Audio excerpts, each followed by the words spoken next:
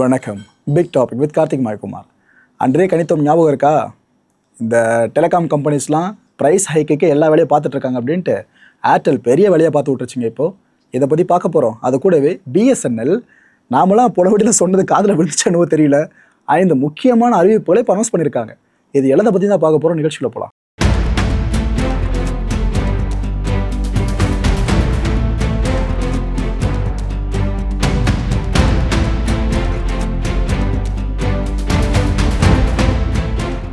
முதல்ல நல்ல செய்தியில் ஆரம்பிச்சிடுறேன். சுதந்திர தினம்ல நல்ல செய்தியில் ஆரம்பிச்சிடுறேன்.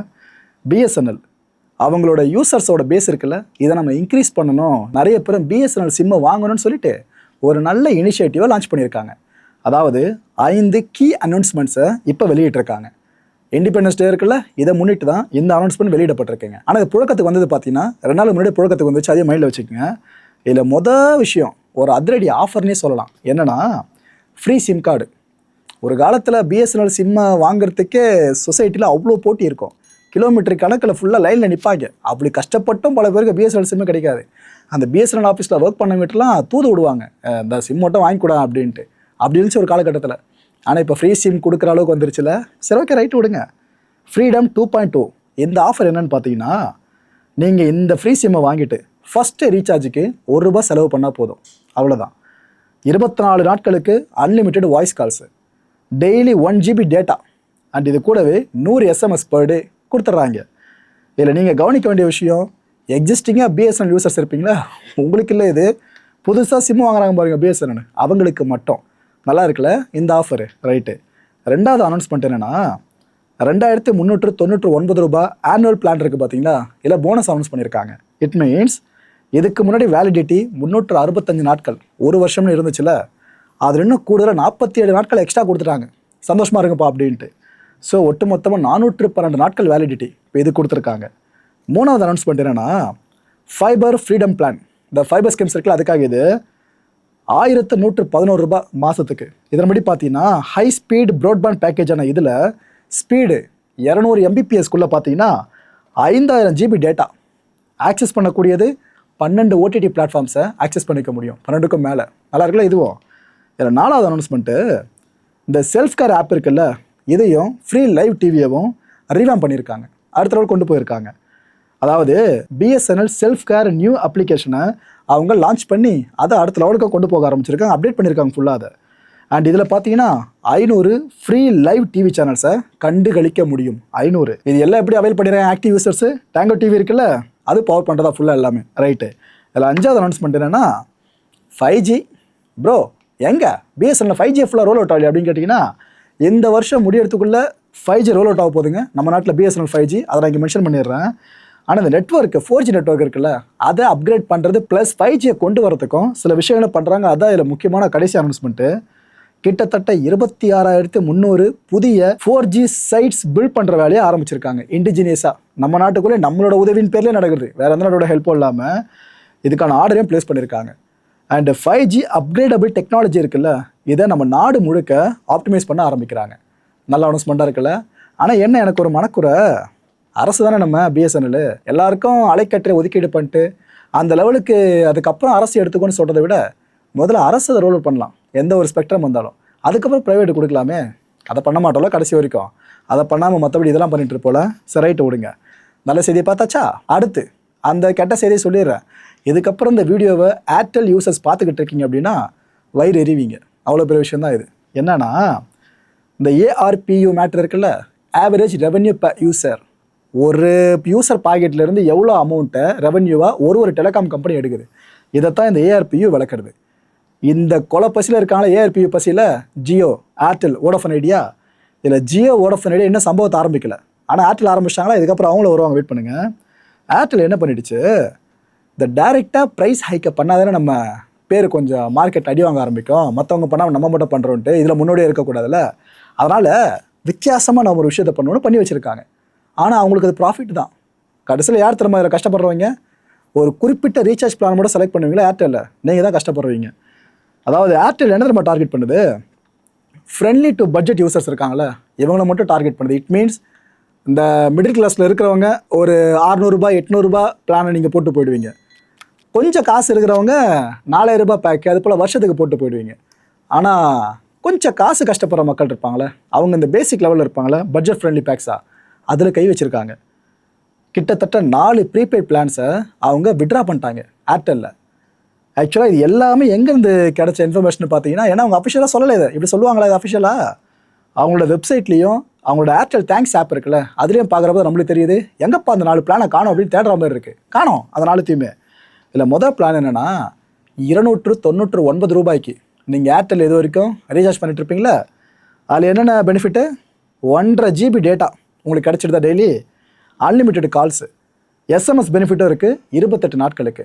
அதுவும் ஏர்டெல்லில் இருக்கிறதுலையே தி மோஸ்ட் அஃபோர்டபுள் மந்த்லி ஆப்ஷன்னா இந்த பேக்கு தான். ஸோ இந்த பேக்கை வெற்றிகரமாக ஏர்டெல் தூக்கியாச்சு. இனிமேல் இது தி மோஸ்ட் அஃபோர்டபுள் மந்த்லி ஆப்ஷனாக இல்லாமல் போகுதுன்ற பட்சத்தில் அந்த இடத்த இன்னொரு பேக் பிடிக்கணும்ல. அந்த பேக் என்ன தெரியுமா, 349 ரூபாய் பேக்கு. அவங்களோட வேலையை பாருங்கள், ஏர்டெலோட புத்திசாலித்தனமான வேலையை. இது டைரெக்டாக தூக்கிட்டு உனக்கு எதுவுமே ஆப்ஷன் இல்லாமல் கேள்வி கேட்பா, அடுத்து ஒன்று இருக்குது, கூடுதலாக கொஞ்சம் செலவு அதெல்லாம் 50 ரூபா வரைக்கும் பண்ணி கட்டிக்கோ அப்படின்ற மாதிரி தான் இருக்குது. இந்த 349 ரூபா பேக் பார்த்தீங்கன்னா இப்போ மோஸ்ட் அஃபோர்டபுள் பேக்காக ஆப்ஷனாக ஏர்டெல்லில் வந்துருச்சு. 2 GB டேட்டா பர் டே 28 நாட்களுக்கு. ஸோ ஏர்டெல் யூசர்ஸ் இனிமேல் 299 ரூபா பேக்கேஜ் ரீசார்ஜ் பண்ணிட்டு இருந்தீங்களா, நீங்கள் எக்ஸ்ட்ரா 50 ரூபா கொடுத்து இந்த பேக்கேஜை ரீசார்ஜ் பண்ணிக்கணும். அதே சர்வீஸ் நீங்கள் இங்கே எடுக்கணும் அப்படின்னா இதில் என்ன பெரிய சேஞ்ச் நினைக்கிறீங்க, 0.5 GB மட்டும்தான் உங்களுக்கு எக்ஸ்ட்ராவாக கிடைக்குது. இதுக்கு நீங்கள் கொடுக்குறது 50 ரூபா கூடுதலாக. கிட்டத்தட்ட 16% ப்ரைஸ் ஹைக் மக்களை டைரெக்டாக பண்ணி அப்படின்னு கேட்டிங்கன்னா, அவனை இது ஒரு வகையில் ப்ரைஸ் ஹைக்கு தான். உங்களை மடைமாட்டி அப்படி கொண்டு போய் தலையை சுற்றி தொடர மாதிரி தான் இருக்குது ஃபுல்லாக. நம்ம ஏற்கனவே கணிச்சம் பாருங்க, 15% வரைக்கும் கூட வர வாய்ப்பு இருக்குன்னு. இந்த 1% எக்ஸ்ட்ராவே இருந்தால் வச்சுக்கோ அப்படின்னு 16% ஏற்றிருக்காங்க. ரைட்டு. ஆக்சுவலாக இந்த லோ பேக்ஸ் இருக்குல்ல, இதெல்லாம் இன்னும் ஏர்டெல்லில் இருக்குங்க அவைலபிளாக. நான் அதையும் சொல்லிடுறேன். ஏன்னா 299 பேக்கு நான் போச்சுன்னு சொன்னதுனாலேயே அப்போ அதை விட கம்மியாக இருந்த பேக்கெலாம் போயிருக்குமோ நீங்கள் நினச்சிடாதீங்க. அது கிளாரிட்டி கொடுத்துட்றேன். 199 ரூபா பிளான் இருக்குல்ல, 2 GB டேட்டா 28 நாட்களுக்கு, அது இன்னும் அவைலபிளாக தான் இருக்குது. இதில் unlimited local STD roaming calls எல்லாமே அடங்கிடும் 28 நாட்களுக்கு. 219 ரூபா பிளான் இருக்குல்ல, அதுவும் இன்னும் அவைலபிளாக இருக்குது.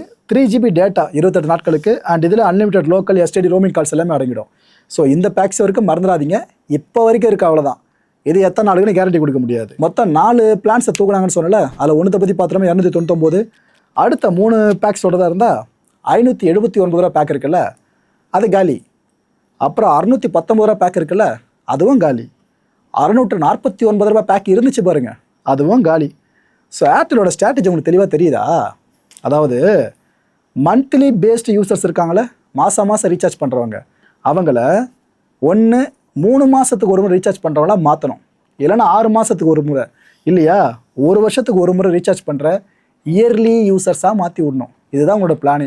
அதுக்கு தான் கீழே எடுத்து கை வச்சுக்கிட்டு இருக்காங்க இப்போ மேலே வரைக்கும். இப்படியே போச்சுன்னா 6 மாதத்துக்கு ஒரு முறை ரீசார்ஜ் பண்ணுறவங்க கூட, எப்பா இவங்க எப்போ விலையெல்லாம் ஏற்றுவாங்க பேக்கை தூக்குவான்னு தெரில, நம்ம 1 வருஷம் ரீசார்ஜ் பண்ணி வச்சுருவோன்னு அப்படியே முன்னாடி அடிச்சுட்டு போய் ரீசார்ஜ் பண்ணுவாங்க போல இருக்குது. இப்படி ERPUவை இன்க்ரீஸ் பண்ணுற வேலை ஏர்டெல் மறைமுகமாக பார்த்துக்கிட்டு இருக்கு. இந்த டேரெக்டாக ப்ரைஸ் ஹைக் அவங்க பண்ணியிருக்காங்கன்னு கேட்டிங்கன்னா, ஒரே ஒரு பேக்கில் பண்ணியிருக்காங்க இந்த முறை. அது என்ன தெரியுமா, 859 ரூபா பிளான் இருக்குல்ல, அதாவது 1.5 GB டேட்டா டெய்லி 84 நாட்களுக்கு, அதாவது ஒரு 3 மாதம் வச்சுக்கோங்களேன். இது இப்போது 899 ரூபாயாக இன்க்ரீஸ் பண்ணப்பட்டிருக்கு. டைரெக்டாக இன்க்ரீஸ் பண்ணியிருக்காங்க. சரி ப்ரோ, இன்க்ரீஸ் பண்ணிட்டாங்களே, ஏதாவது பெனிஃபிட்ஸ் எக்ஸ்ட்ரா இருக்கான்னு கேட்டிங்கன்னா, அவனை 0.1 GB கூட கிடையாது. இதுக்கு முன்னாடி என்னவா இருந்துச்சோ அதுதான் இந்த பேக்லேயும். ஆனால் அமௌண்ட்டை மட்டும் ஏற்றிட்டாங்க. எப்படி, 859 ரூபாயிலிருந்து 899 ரூபாயாக இன்க்ரீஸ் பண்ணி வச்சுருக்காங்க. சரி இது வேணாம் ப்ரோ, எனக்கு வேறு எதனா பேக் இந்த ரேஞ்சில் காட்டுங்கன்னு சொன்னீங்கன்னா, 838 ரூபாயில் ஒரு பேக் இருக்குங்க. 3 GB டேட்டா 56 நாட்களுக்கு தான் தானா, இதை மைண்டில் வச்சுக்கணும். இப்படி ஒரு பேக்கு ஆல்டர்னேட்டிவ் இருக்குது. Okay right. இப்போ அடுத்து என்ன நடக்கலாம்னு நினைக்கிறீங்க? இவங்க பார்த்து விட்ருக்க வேலையெல்லாம் பார்க்குறப்ப என்ன தெரியுமா, 399 ரூபா பேக் இருக்குல்ல, அதான் 2.5 GB டேட்டா பர் டே 28 நாட்களுக்கு. அப்புறம் 409 ரூபா பேக்கு 5Gயில் 2.5 GB data per day and 28 நாட்களுக்கு. 469 ரூபா பிளான் இருக்குல்ல, 84 நாட்களுக்கு. 489 ரூபா பிளான் இருக்குல்ல, 6 GB டேட்டா 77 நாட்களுக்கு. 548 ரூபா பிளான் இருக்குல்ல, 7 GB டேட்டா 84 நாட்களுக்கு. இது எல்லாம் மைண்டில் வச்சிட்டிங்களா? எத்தனை இருக்குது? 1 2 3 4 5. இப்போ போகிற போக பார்க்குறப்ப இந்த 5 பிளான்ஸும் இவங்க ரிமூவ் பண்ணுறதுக்கு வாய்ப்புகள் அதிகமாக எழுந்திருக்கு. வாய்ப்பே இல்லைலாம் நினைக்காதீங்க. ப்ரைவேட் கம்பெனி எப்போ எப்படி பிஹேவ் பண்ணுவான்னு யாருக்கும் தெரியாது, வாய்ப்பு இருக்குது. இதுக்கப்புறம் ஆட்டோமேட்டிக்காக அந்த யூசர்ஸ் இருக்காங்களே, அவங்களோட ஆப்ஷன்ஸ் குறைய ஆரம்பிச்சிடும். ஆல்ரெடி இப்போ அவங்களுக்கு இருந்த 299 ஆப்ஷன் காலியா, இதுக்கப்புறமா இது போல் அந்த 5 ஆப்ஷனை தூக்கிட்டாங்கன்னா அடுத்து நீங்கள் எங்கே போகணும்? ஹையர் ஸ்லாபுக்குள்ளே தான் போகணும். உங்களுக்கு பிடிக்குதோ இல்லையோ, ஒரு மாதத்துக்கு பதிலாக நீங்கள் 3 மாதம் 6 மாதம் பண்ணி தான் ஆகணும். அமௌண்ட் அவன் கேட்குறத கொடுத்து தான் ஆகணும். ஸோ நம்ம அந்த டைமில் எங்கே போய் நிற்போம்? 899 ரூபான்னு ஒரு பிளான் இருக்குது பார்த்தீங்களா? 1.5 GB ஒரு நாளைக்கு நம்ம டெய்லி யூஸ் பண்ணிக்கலாம் 84 நாட்களுக்கு. கடைசியில் இங்கே போய் நம்ம நிற்போம். ஸோ இதெல்லாம் கூட்டி கழிச்சு பாருங்களேன். 16% + 16% இஸ் ஈக்குவல் டு 32%ன்னு நாம் எதிர்பார்த்ததை விட அதிகப்படியான ஹைக்கை மறைமுகமாக ஏர்டெல் பண்ணுறதுக்கான வாய்ப்பு பெருசாக எழுந்திருக்கு. என்ன எதுக்கு ப்ரோ பிரச்சனை? எப்படியோ நான் கடனை உடனே வாங்கியாச்சும் இயர்லி பேக்கை நான் ரீசார்ஜ் பண்ணிக்கிறேன் ஏர்டெல்லில் அப்படின்னு விரும்புனீங்கன்னா அதுவே கொஞ்சம் ஹையாக தான் இருக்குது. ஒரு வருஷத்துக்கு அதான் 2 GB டேட்டா பேஸ் பண்ணி சொல்கிறேன், 3599 ரூபா ஒரு பேக்கு. இன்னொரு பேக் இருக்குது, அதை விட கம்மியில் அதிகம், 4000 ரூபாங்க. ஆனால் 3999 ரூபா ஒன்லி, ₹1 கம்மி, அவ்வளோதான். 365 நாட்களுக்கு 2.5 GB டேட்டா, அவ்வளோதான் வித்தியாசம். ஏர்டெல்லில் இருக்க டாப் 2 இயர்லி பிளான்ஸ்னால் இது தான். இதில் என்ன தெரியுமா ஒரு விஷயம் நீங்கள் கவனிக்கணும், அவனை இதுலேயும் 16% ஹைக்கை கொண்டு வந்துட்டான்னு வைங்க, நீங்கள் அதுக்கு ஒரு தனியாக கடை வாங்கி ரீசார்ஜ் பண்ணணும். சரி, இதே அமௌண்ட் இருக்குமா கேட்டிங்கன்னா இதை விட அடுத்தடுத்த மடங்கு இன்க்ரீஸ் பண்ணிகிட்டே போயிட்டா 16% தாண்டி போயிடுச்சுன்னா என்ன பண்ண முடியும்? ஸோ இப்போ எப்படி தெரியுமா இருக்குது, ஒரு நாட்கள் நகர தூங்கி எழுந்தால் ஜியோ விலையேற்றுமா, ஏர்டெல் விலையேற்றுமா, வோடஃபோனுடைய விலையேற்றுமான்னு இப்படி பார்த்துட்டு இருக்க வேண்டியதாக இருக்குது. கால கொடுமை இதெல்லாம். யார் கண்டா ஃப்யூச்சரில் 6 மாதங்களுக்கு ஒரு முறை நீங்கள் ரீசார்ஜ் பண்ணிக்கலாம் இல்லை பண்ணணும், அப்படி இல்லைனா ஒரு வருஷத்துக்கு ஒரு முறை ரீசார்ஜ் பண்ண முடியும் அப்படின்ற முடிவை இந்த கம்பெனிஸ் எடுத்து கொண்டு வந்தாலும் ஆச்சரியப்படுறதுக்கு இல்லை. ஒரு அரசு நிறுவனத்தோட அருமை இப்போ தான் பல பேருக்கு தெரியுதுல்ல, பிஎஸ்என்எல் அருமை. ஆனால் பிஎஸ்என்எலுக்கு அதோட அருமை தெரிய மாட்டுது, அதுதான் கஷ்டமே. இதில் இந்த கான்டென்ட்டை பொறுத்தவரைக்கும் நம்மளாம் சிந்திக்க வேண்டியது ஒரே ஒரு விஷயம் தான், விலை ஏற்றியும் குறையவே மாட்டுது பார்த்தீங்கன்னா ஏர்டெல் யூசர்ஸோட எண்ணிக்கை. ஆனால் விலையை குறைச்சோம், ஃப்ரீயாக சிம்மை கொடுத்தோம், பிஎஸ்என்எல் யூசர்ஸ் பெருசாக ஏற மாட்டுறாங்க பார்த்தீங்களா? இதனால தான் சேவை தரம் ரொம்ப ரொம்ப முக்கியம்னு சொல்கிறோம். மக்களுக்கு என்ன தலையெழுத்தா, நான் அதிகமாக கடனை உடனே வாங்கி ரீசார்ஜ் பண்ணி ஏர்டெல் சிம்மை தான் யூஸ் பண்ணுவேன், ஜியோ சிம்மை தான் யூஸ் பண்ணுவேன், வோடஃபோனுடைய சிம்மை தான் யூஸ் பண்ணுவேன்னு. அது அவங்களோட தலையெழுத்து இல்லை, வேறு சாய்ஸ் இல்லை அவங்களுக்கு. ஏன்னா பிஎஸ்என்எல் அந்த 3 கம்பெனிஸ் அளவுக்கு சேவை தரத்தை வழங்கினாங்கன்னா எதுக்கு எல்லாம் பிஎஸ்என்எல் விட்டு அந்த பக்கம் போக போகிறாங்க? ஸோ இதை பிஎஸ்என்எல் தெரியாமல் பண்ணிட்டு இருக்க மாதிரிலாம் தெரில. அரசு நடத்துகிற நிறுவனம், ப்ரைவேட்டை விட அரசில் இருக்கவங்க ரொம்ப கம்மியாக யோசிக்க போகிறாங்களே. நிறைய மூளைங்க, அதிகமான மூளைங்க இங்கே தான் இருக்குது பயங்கரமாக யோசிக்கிறதுக்கு. அப்படி இருந்தும் பிஎஸ்என்எல் 4வது இடத்துல மெயின்டைன் ஆகிட்டு இருக்குன்னா இது ஆட்டோமேட்டிக்காக நடந்துட்டு இருக்க மாதிரி தெரில மக்களே. ஸோ அரசு இதுக்கப்புறமாச்சு வீழ்ச்சிக்கிட்டால் மட்டும்தான், சேவை தரத்தை இம்ப்ரூவ் பண்ணால் மட்டும்தான் இந்த மார்க்கெட்டில் பிஎஸ்என்எல் லீடராக வர முடியும். அப்படி இல்லைனா தனியாருக்கான இடம் கொடுக்குறோன்னு சொல்லி அவங்க மேலே போகணும். கடைசியில் கவர்மெண்ட் பாக்கெட்லேருந்து காசு எடுத்து கொடுக்குறதில்ல அவங்களுக்கு, சாமானிய மக்கள் தான் கஷ்டப்பட்டு காசை கொடுத்துக்கிட்டு இருக்கான். அடுத்த நிகழ்ச்சியை சந்திக்கலாம். நன்றி, வணக்கம். நம்ம மாயம் ஸ்டுடியோஸ் யூடியூப் சேனலில் ஒரு நாளைக்கு 5 வீடியோஸ் போஸ்ட் பண்ணிட்டு இருக்கோம்.